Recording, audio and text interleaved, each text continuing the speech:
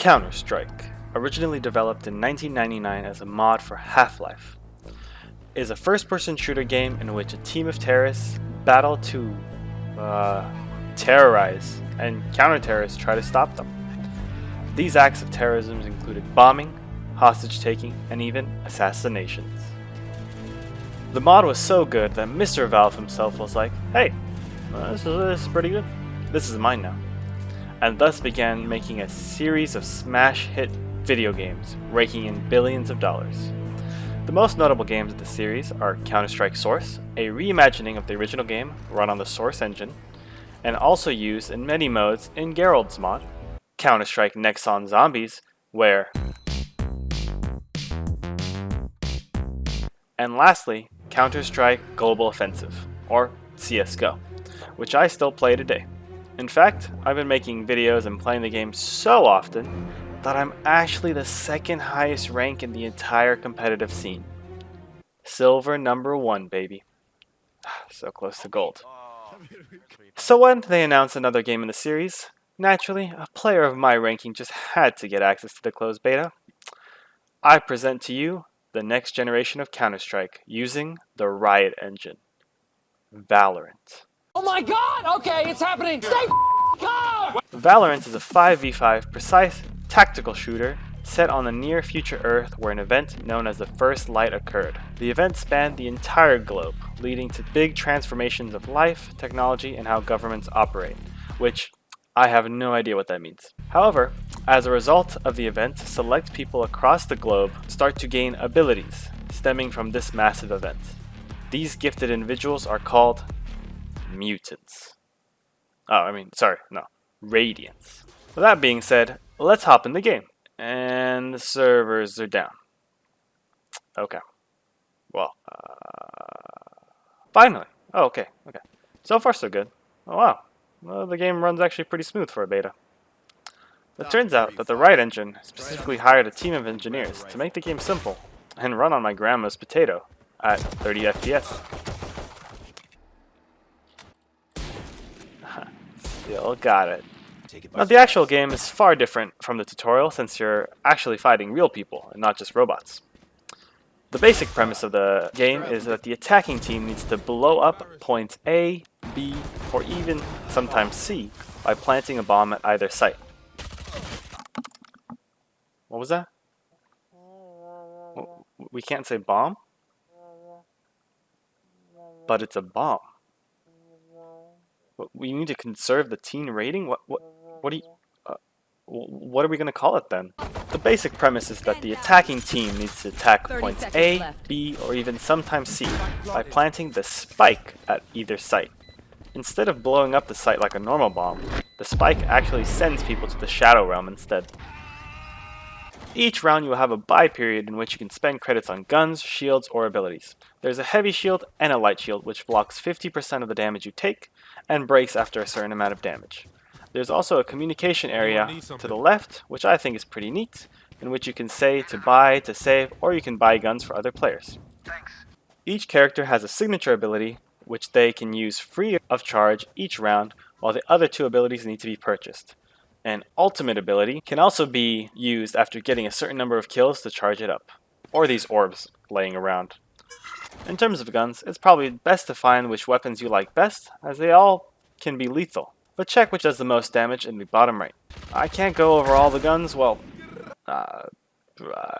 that's just a different video. But abilities? Abilities I can do. Each character, or agent, has their own unique set of abilities which can really help a game or make you look like a total idiot. Now let's break each character down. Breach is an aggressive boy who can seismic blast people, dazing them. He can also shoot a fusion charge which deals damage, or a blinding charge that blinds, yeah. His ult is basically an earthquake that attacks and dazes and knocks up anyone in the quake. Brimstone is an ex-US Marine. You can shoot an incendiary grenade, throw a stim beacon which allows rapid fire, or you can hack into a satellite floating above the Earth's sky to deliver smoke, or for his ult, an orbital strike. Cipher is basically a spy, but a Moroccan spy. He can make a spy cam and view you while you're at home, in your bathroom, and shoot you with a tracking dart. He also has the ability to make zones that block visions and slow people down, and he can also make a trapwire that tethers people once they cross. His ult hacks into the mind of the dead and makes all other enemies visible. Jet is basically Katara's first crush. She's a South Korean speedy girl that throws knives. Her signature is a dash, and the other abilities shoot her up in the air or throws a smoke grenade. Her ult is a pack of knives to throw at your enemies. Omen is a spooky hunter that can block vision with his shadow orbs. He can also fire a projectile through a wall that reduces people's vision, or have a shadow walk that can teleport him to places. His ult can also make you teleport him anywhere around the map. Just make sure you're not killed in the process. He can also use the move Dream Eater and haunt you while you sleep. Phoenix is British. Yeah. He throws fireballs, he can make a firewall, he can throw a curveball flash grenade, and his ult allows him to be Revenant from Apex and die once while it's active. Raze is a demolitionist from El Salvador that packs the boom. She can throw a C4 to stick to surfaces and that pushes enemies and also damages them. She also has a cluster grenade and a boom bot that will hunt an enemy down and blow up on them. Her ult allows her to use an RPG. Sage is a prominent supporting class hailing from China. She can throw slowing orbs, healing orbs, make a solid wall orb, and can literally bring back the dead with full health with her ult and the power of Eastern medicine. Silva is the guy I played in the tutorial. As a scout born in the streets of Russia, he can shoot arrows that detect enemies or arrows that explode and shock enemies. He also has a drone to help deliver Amazon packages and shoot you with a dart to get your location. His ult is basically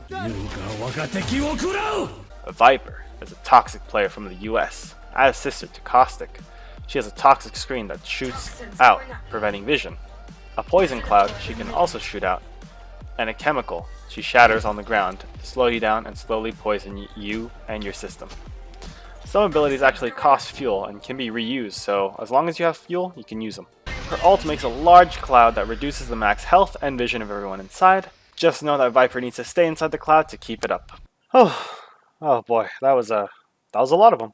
That's a total of 10 characters confirmed so far, but to my knowledge, they're aiming for 12 once the full game releases this summer. Another agent was actually data mined, currently known as Shatter, which seems like the latest crossover from Superhot. So far, the game functions almost identically to its predecessor, CSGO, with just a few tweaks.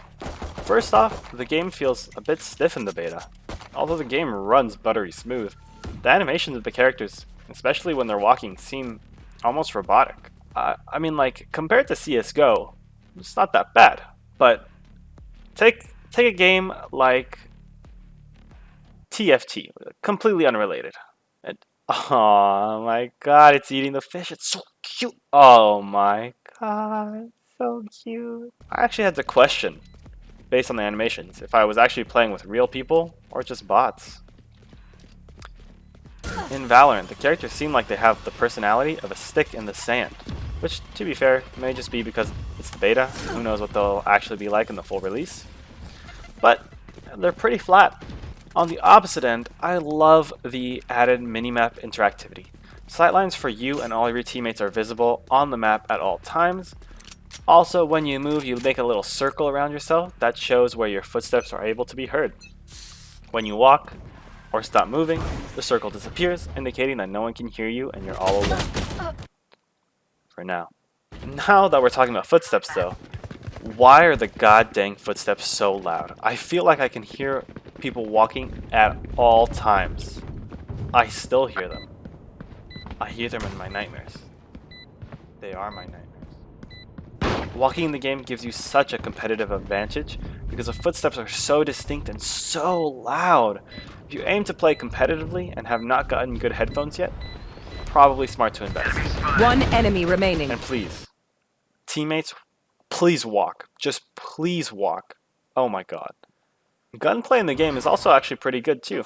Each gun has a particular feel to it, whether it be recoil, reload speed, can be broken. But one thing I have felt with the guns is that they all feel lethal. They can all shoot, And they're all weapons. Yes, you heard it first here, folks. The guns feel like guns. TyZ 2020. Overall, Counterwatch Valorant shows promise. It's both a fun game and a super competitive FPS. I'm excited when the full game releases, free to play.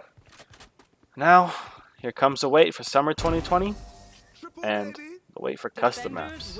Get the mushroom, get the mushroom. Oh, there it is. No, no, no, no. Oh no, it's jump rope. Oh, What? oh, the game's frozen. Are you What? kidding me?